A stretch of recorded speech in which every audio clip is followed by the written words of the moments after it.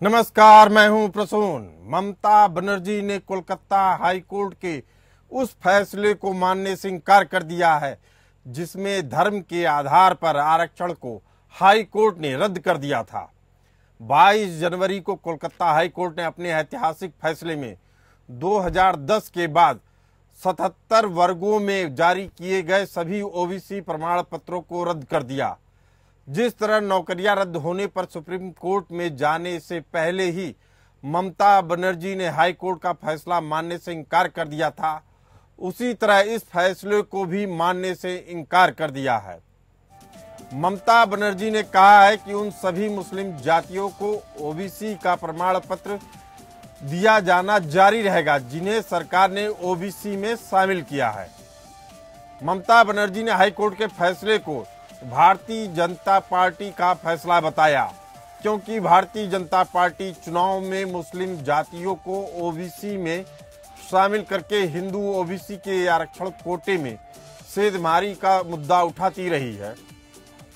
High court के फैसले के बाद प्रधानमंत्री नरेंद्र मोदी ही नहीं, भाजपा के देश भर में हर नेता ने इस फैसले को इंडी अलायंस के मुस्लिम तुष्टीकरण का प्रमाण बताकर हमलावर रुख अपनाया। लोकसभा चुनाव में आरक्षण एक बड़ा मुद्दा ही है। कांग्रेस और अन्य विपक्षी दल वोटरों को यह कहकर डरा रहे हैं कि मोदी तीसरी बार प्रधानमंत्री बन गए तो वह संविधान बदल देंगे और एससी एसटी ओबीसी का आरक्षण खत्म कर देंगे।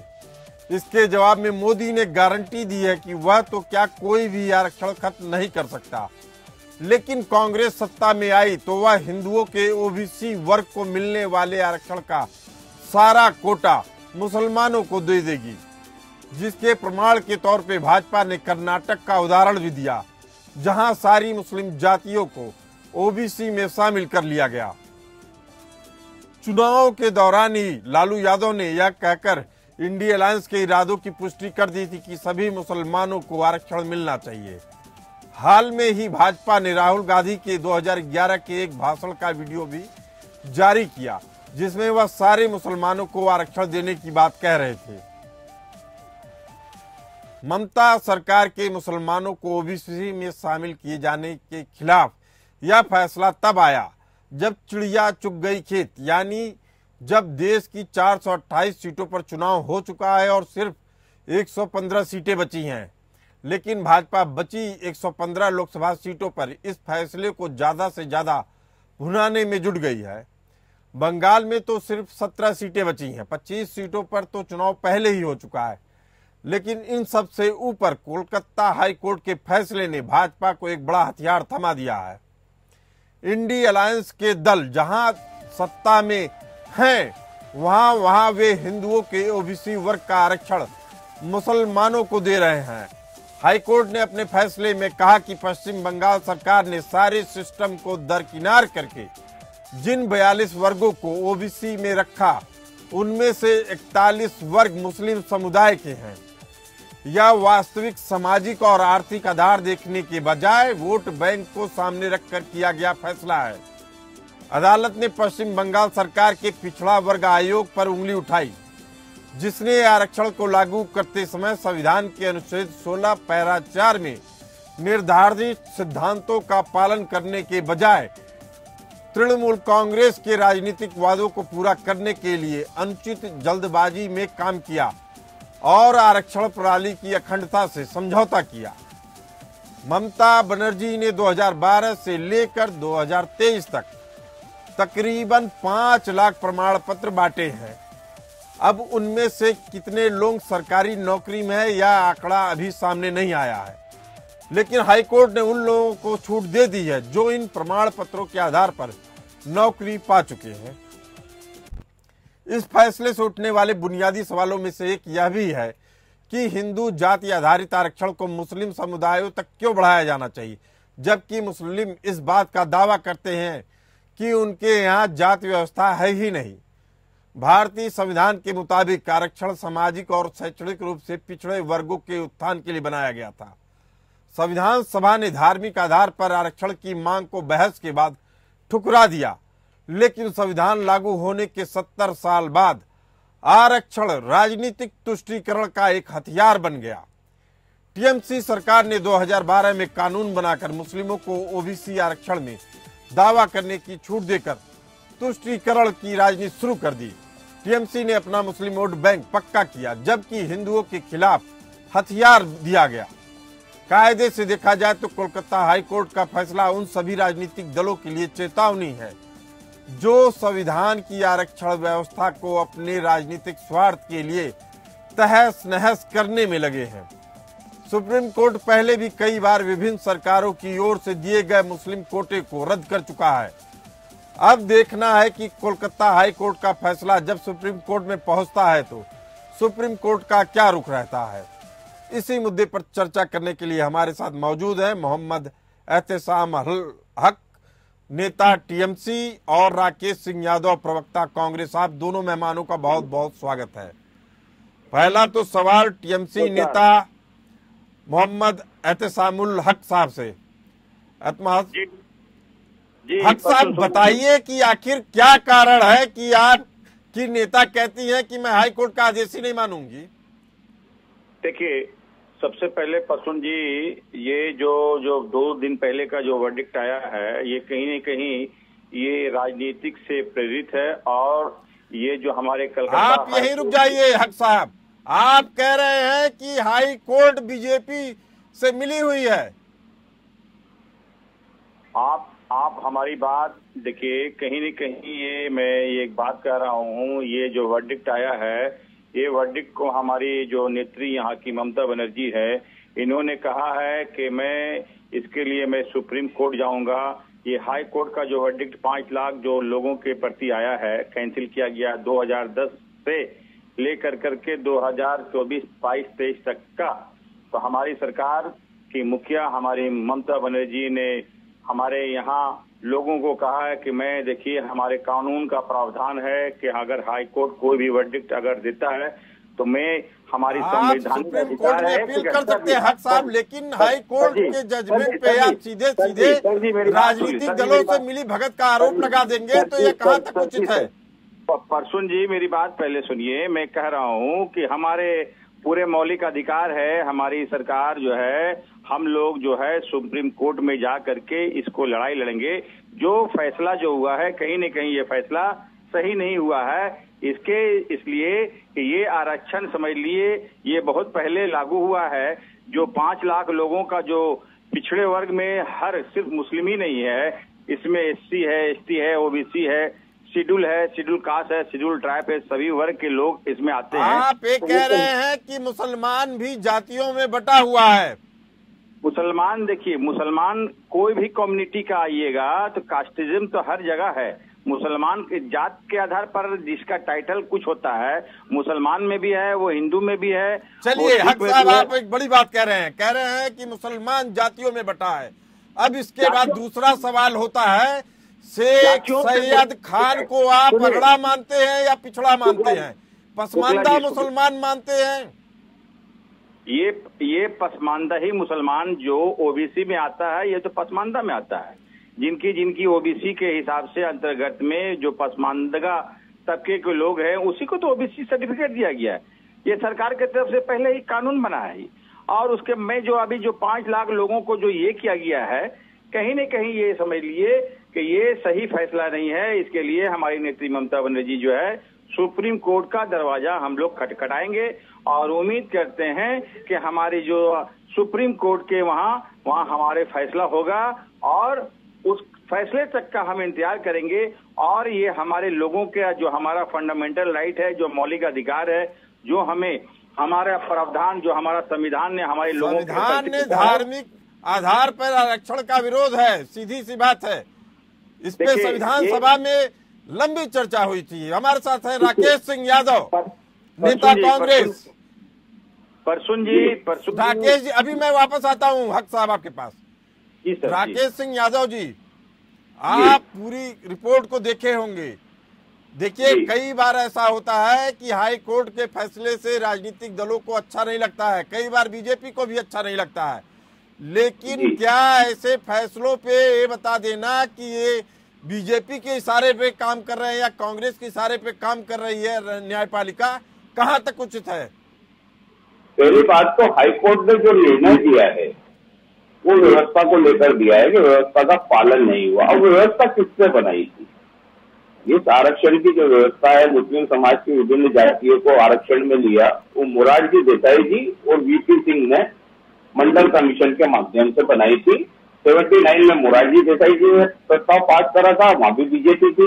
वीपी सिंह के समर्थन में वहां भी बीजेपी थी। ये निर्णय भाजपा की सहमति से हुआ था कि मुस्लिम की इन जातियों को ओबीसी वर्ग में शामिल किया जाए। ये रिकॉर्ड में दर्ज है। राकेश सिंह यादव, आप दो बातों को मिक्स कर रहे हैं। मैं आपको थोड़ा सा स्पष्ट कर दूं कि पासमानदा मुसलमानों को देश के कई हिस्सों में इस तरह का आरक्षण मिलता रहा है, उसमें किसी को ऐतराज नहीं है। ऐतराज ये है कि जो अगड़ी जातियां हैं मुसलमानों की, उनको भी ओबीसी कोटे में डाल दे रहे हैं। यानी जो हिंदू, मैंने आपको पहली लाइन में बोला था कि हाई कोर्ट ने जो निर्णय दिया है वो व्यवस्था को लेकर दिया है, आरक्षण के मुद्दे को लेकर ही दिया है कि व्यवस्था का पालन नहीं हुआ, उसकी जांच की जाए, उस पर निरस्त किया जाए, उसको लेकर सुप्रीम कोर्ट टीएमसी। तो राकेश सिंह यादव जी, मैं भी यही कह रहा हूँ आपसे, ऐसे में ममता बनर्जी का कोलकाता हाई कोर्ट पे ही सवाल खड़ा कर देना कि ये बीजेपी से मिली हुई है, कहाँ तक उचित है? देखिए, ये तो बहुत उचित है कि कलकत्ता हाईकोर्ट ने जो निर्णय दिया उसका विरोध ममता बनर्जी कर रही है और सुप्रीम कोर्ट जाएंगी, ये तो उचित है। फाइनल ऑर्डर थोड़ी है। आप कह रहे हैं कि आरोप लगा सकती हैं कि कलकत्ता हाईकोर्ट बीजेपी से मिल गई है? ये तो आप बोल रहे हैं, मैं नहीं बोल रहा हूँ। मैं इस तरह के आरोप आए तभी तो इस डिबेट को चर्चा शुरू हुई है। नहीं, आप सुन तो लीजिए, मेरी बात सुन लीजिए। कांग्रेस का सीधा कहना है कि ये आदेश बीजेपी ने जो मिलकर कराया था वीपी सिंह से, उसके खिलाफ है। और यहाँ टीएमसी के खिलाफ ये आदेश है कि उन्होंने व्यवस्था का पालन नहीं किया। उसके लिए वो जाएंगे सुप्रीम कोर्ट के, हमने व्यवस्था का पालन किया नहीं किया, सुप्रीम कोर्ट डिसाइड करेगा। मैं आपसे सीधे पूछ रहा हूँ कि कांग्रेस पार्टी का क्या एजेंडा है? चुनाव में करने लगता है, ये प्रधानमंत्री को किसने बोला? राकेश सिंह यादव जी, मेरी बात सुनिए आप। राकेश सिंह यादव जी, मेरी बात सुनिए। आप ओबीसी नेता हैं, कांग्रेस के बड़े नेता हैं। मैं आपसे सीधे पूछना चाहता हूँ, क्या कांग्रेस का रुख स्पष्ट है कि ओबीसी आरक्षण में सारी मुस्लिम जातियों को इन्वॉल्व कर ले? कांग्रेस इस बात का समर्थन करती है? सीधा स्पष्ट व्यू है कि जो भी केंद्र सरकार ने निर्णय करा है, जिन जातियों को शामिल रखा है, उनको शामिल रखा जाए। ये ममता बनर्जी का फैसला था, न कि केंद्र सरकार का। ममता बनर्जी का फैसला नहीं है, केंद्र सरकार के आधार 2010 में ओबीसी जातियों में मुसलमान के 42 वर्गों को शामिल किया, जिसमें से 41 मुस्लिम वर्ग थे। ये तो केंद्र सरकार के आदेश से हुआ ना। केंद्र सरकार ने आदेश दिया कि ये वर्ग शामिल होंगे, आपको आपने धार्मिक आधार पे सारी मुस्लिम जातियों को शामिल कर लिया। राकेश सिंह यादव जी, हम लोग तरीके से बालू में सर झुका के या सर डाल के ये नहीं कह सकते हैं कि सब ठीक है। नहीं, सब ठीक ही है, जब भी तो सुप्रीम कोर्ट जा रहे हैं। ठीक नहीं होता तो अभी तक तो सबके इस्तीफा होकर सजा हो जाती है और मोदी जी राष्ट्रपति शासन लागू कर देते, उनको भी मालूम है सब ठीक है, इसलिए रेडियो की बयानबाजी तक सीमित है। एहतसामुल हक जी, आप ये बता दीजिए कि क्या आपको लगता है धार्मिक आधार पे आरक्षण मिलना चाहिए?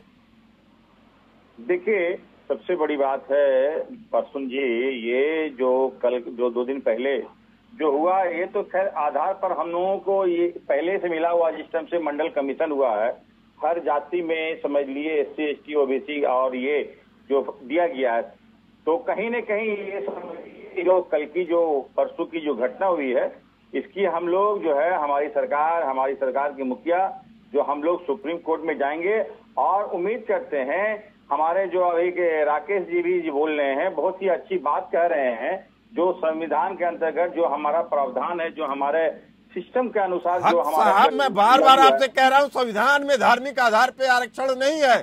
संविधान सभा ने सिरे से नकार दिया था इस चीज को, लेकिन आप लोग बात घुमा घुमा के कंफ्यूजन पैदा कर रहे हैं। हक साहब, मैं सीधे पूछ रहा हूं आपसे, क्या आप मानते हैं कि पासमानदा मुसलमान का वही स्टेटस है मुस्लिम समाज में जो शेख का है, सैयद का है, खान का है? नहीं, ये कहीं न कहीं ये सैयद खान शेख जो आता है, ये उच्च वर्गीय में आता है, और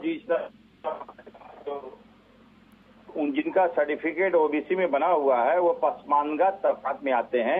हमारे भी मैं मुस्लिम कम्युनिटी में जो मतलब हर उसमें भी तबका है, जो पसमानदा तबका उसमें कहा जाता है, जिसने ओबीसी सर्टिफिकेट बना के रखा है।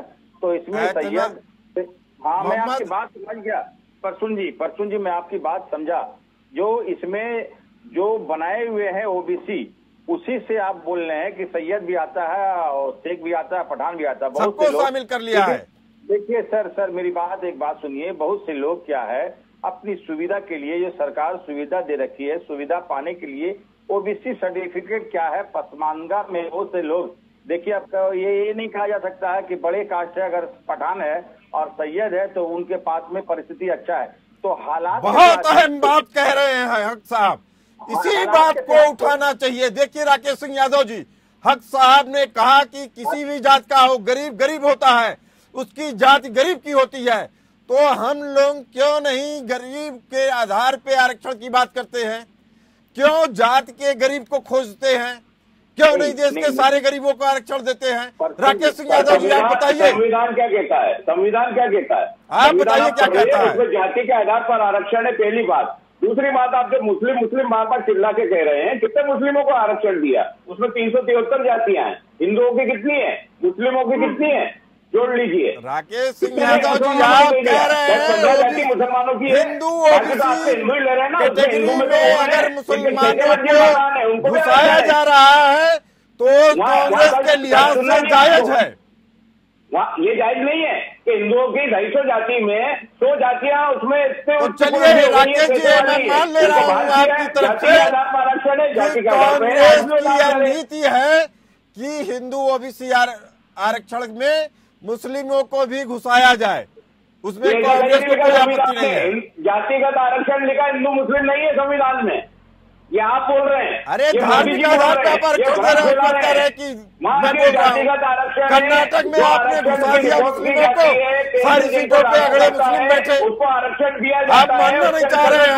देश की जनता की आंखों में धूल झोंक रहे हैं, सोच रहे हैं कि कोई समझ नहीं रहा है। तुष्टीकरण की नीति अपना रहे हैं, तुष्टीकरण से मुसलमानों का भला नहीं हुआ 70 साल में, मुसलमानों के साथ धोखा होता है। आप उनके कंधे पे बंदूक रख के चलाते हैं, आप मुसलमानों का भला नहीं करते, उनके कंधे पर रख के बंदूक चलाते हैं। तृणमूल कांग्रेस के नेता मोदी जी हमारे साथ मौजूद है। हक साहब, आपको इन आरोपों में कितनी सच्चाई लगती है कि मुसलमानों का राजनीतिक रूप से उपयोग या दुरुपयोग किया जा रहा है? क्यों देश को धोखा दिया? क्यों हिंदुओं को धोखा हक दिया? साहब का आवाज बढ़ाइए। क्यों धोखा दिया? ये सब तो करा है नरेंद्र मोदी जी ने, करा क्या है? बर्बादी कराना। हक साहब की आवाज बढ़ाइए। बोलने में आएगा और सुनना भी हक साहब आप बोलिए। परसुन जी, हमें बोलने का मौका दीजिएगा तो जरूर बोलेंगे, हमसे कोई सवाल कीजिएगा तब। आप लोग दो आदमी दरमियान में जो कर रहे हैं ये तो सही नहीं है। एक आदमी अगर बोले दूसरा कोई सुने तो ज्यादा अच्छा रहे, बेहतर होता है। झगड़ा करना आपस में इस तरह का ठीक नहीं है। डिबेट के हिसाब से ही कीजिए। ठीक है, बताइए आप। परसुन जी आप भी कहीं न कहीं हमारे सामने राकेश सिंह जी को आप इस हिसाब से ये कर रहे हैं। देखिए हमारा ये जो, देखिए एक बात तो मैं कहूंगा, खुले लफ्जों में कहूंगा परसुन जी, कि देश की जो परिस्थिति अभी देश के 2014 के बाद में कहीं न कहीं ये हिंदू मुसलमान की राजनीति, इससे पहले भी आज हमारे 60 साल जो गवर्नमेंट से दिल्ली में बैठे हुए इस तरह की कभी भी बात नहीं आई थी, लेकिन आज ही ये क्यों बात आ रही? हिंदू मुसलमान की हिंदू खतरे में साहब इसलिए आ रही है क्योंकि आपके कंधे पे रख के बंदूक चलाया जा रहा है।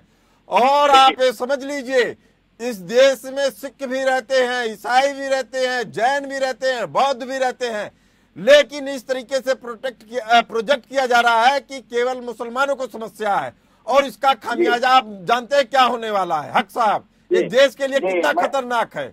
मैं परसुन शुक्ला जी, मैं आपकी इस बात से बहुत सम्मान करता हूं कि आपके प्रति जो संवेदना माइनॉरिटी कम्युनिटी में जो मुसलमान है उसके प्रति जो आपने इजहार किया, मैं आपकी इस भावना की कदर करता हूं और इस भावना की मैं बहुत रिस्पेक्ट करता हूं। देखिए ये बहुत ही अच्छी बात परसुन शुक्ला जी आपने कहा, लेकिन कहीं न कहीं ये राजनीति से प्रेरित है। जो मुसलमान, ये देखिए मुसलमान के नाम पे देखिए आज क्या है, एनआरसी सीए का जो मुद्दा जो केंद्र सरकार जो इस तरह से उठाया, क्यों कि ताकि हम मुसलमान के नाम में हम अपने हिंदू वोट को पोलराइजेशन कर करके और हिंदू वोट को इकट्ठा कर करके हमें सत्ता में हासिल हो, जो पिछले 14 में हुआ था। 2019 साहब यहाँ रुक जाइए आप, आप सीएए की बात कर रहे हैं, ये बाहर के उन हिंदुओं को नागरिकता देने की बात है जिनका मुल्क हिंदुस्तान रहा है, जो कुछ चंद नेताओं के कारण बट गए। पाकिस्तान में उनकी जमीन, जो सरजमी हिंदुस्तान थी, उसका नाम पाकिस्तान दे दिया गया। उनके साथ अत्याचार हुए, उनको भारत की नागरिकता स्वीकार करने में या भारत को समाहित करने में क्या दिक्कत होनी चाहिए? उसमें मुसलमान का कुछ लेना देना नहीं है, लेकिन विरोध सिर्फ मुसलमानों की तरफ से आता है। देखिए, यहाँ पर जो कल की जो घटना, परसों घटना हुई, इसमें सिर्फ मुसलमान नहीं है, इसमें समझ लीजिए कि शेड्यूल में आप आइए, आप बिहार से अगर बोलिएगा तो साहू जी आता है, आप अगर यूपी से अगर बिलोंग कीजिएगा तो उसमें समझ लीजिए जायसवाल आता है। बहुत सारे लोग जो है ओबीसी में अपने फायदे के लिए सर्टिफिकेट बना के रखे हुए थे, सुविधा के लिए, लेकिन इससे नुकसान जो भी हो भारतीयों का है। ये देश, ये मुल्क जो है हम सब का है, एससी का है, एसटी का है, ओबीसी का है, हिंदू का है, मुस्लिम का है, सिख का है, ईसाई का है, ब्राह्मण का है, जैन का है। साहब, आपकी बात बेहद संजीदगी से आप अपनी बात रख रहे हैं, और शायद मुल्क को ऐसे ही नेताओं की जरूरत है जो हक साहब जैसी बात कह सके, देश को आगे ले जा सके। पर सुन जी, मेरी बात को पहले आप गौर से सुन लिए। बहुत मैं आपका सम्मान, बहुत अच्छे आपके अंदाज जो डिबेट करने का है, लेकिन ये भारत, संपूर्ण भारत वैसे ही होगा। यहाँ पिछले 10 साल से लगातार जो है राजनीतिक चल रही है। हम भारतीयों में फूट डालने की कोशिश, जो आज से पहले 75 साल पहले जो अंग्रेजों ने करते थे, वही काम जो अभी एक पार्टी बैठी हुई है, जो हम लोगों के अंदर मतभेद पैदा कर करके हिंदू मुसलमान, आज देखिए, आज का देश जो है, आज जो अंग्रेजों से लड़ाई लड़ा था उसमें हर जाति हर वर्ग के लोग, जिसमें हमारे दिल्ली के जो इंडिया गेट में 93,000 शहीदों का नाम लिखा हुआ, उसमें मुस्लिम है, सिख है, ईसाई है, ब्राह्मण है, दलित है, एससी है, एसटी, ओबीसी है। तो मैं उसको ये कर करके मैं बात रखता हूँ कि क्यों नहीं हम एक भारतीय होकर के हम रिजर्वेशन की बात करें। अच्छी बात कर रहे हैं हक साहब, आपकी इस विचार को सैल्यूट है। राकेश सिंह यादव जी, देखिए, ये कह रहे हैं कि सभी हिंदुस्तानियों की एक ही जाति है, हिंदुस्तानी, और उसका सम्मान करना चाहिए, हमें आपस में नहीं बढ़ना चाहिए। फिर अगर किसी को आरक्षण देना है तो आर्थिक आधार पे दीजिए। लेकिन राकेश सिंह यादव जी, यह बात कांग्रेस को क्यों नहीं समझ में आ रही है? 30 सेकंड में आपका जवाब चाहता हूँ। देखिए, ये जो बात आप मुझसे पूछ रहे हैं, देश के प्रधानमंत्री को समझ में आ जाती तो ये विवाद ही नहीं पैदा होता। विवाद करने वाले प्रधानमंत्री जी है, इस तरह की बातें करने वाले प्रधानमंत्री जी है, भारतीय जनता पार्टी है। वो देश को बांटना चाहती है, वो देश में विवाद चाहती है, क्योंकि वोटों का पोलराइजेशन चाहिए, सत्ता हासिल करना है। कांग्रेस ये ना पहले करती थी, ना आज करती है, ना आगे कभी करेगी, सत्ता आए या ना आए। लेकिन सत्ता की लालच जिनको रहती है वो हिंदू मुस्लिम हमेशा करते हैं। लगातार प्रधानमंत्री मोदी जी करते आए हैं, जनता सुनती आई है सारे चरणों में, और आखिरी चरणों में भी वो वही करने वाले हैं। इससे देश जुड़ेगा या बचेगा? मुस्लिम तुष्टीकरण की जो राजनीति करते हैं ना, वो न हिंदुओं के रह पाते हैं, न मुसलमानों के। मुसलमान का एक बड़ा वर्ग पढ़ा लिखा हो चुका है, वह अपने अधिकारों को और अपने सम्मान को बरकरार रखना जानता है। उसको मालूम है इस मट्टी का एक एक कण उसका है, और वो अपने अधिकारों के लिए लड़ सकता है। लेकिन तुष्टीकरण की राजनीति में नहीं फंसना चाहता है। इस चर्चा में आप सभी मेहमानों का हिस्सा बनने के लिए धन्यवाद। आप हमें दीजिए इजाजत, चलते रहिए एपीएन न्यूज के साथ।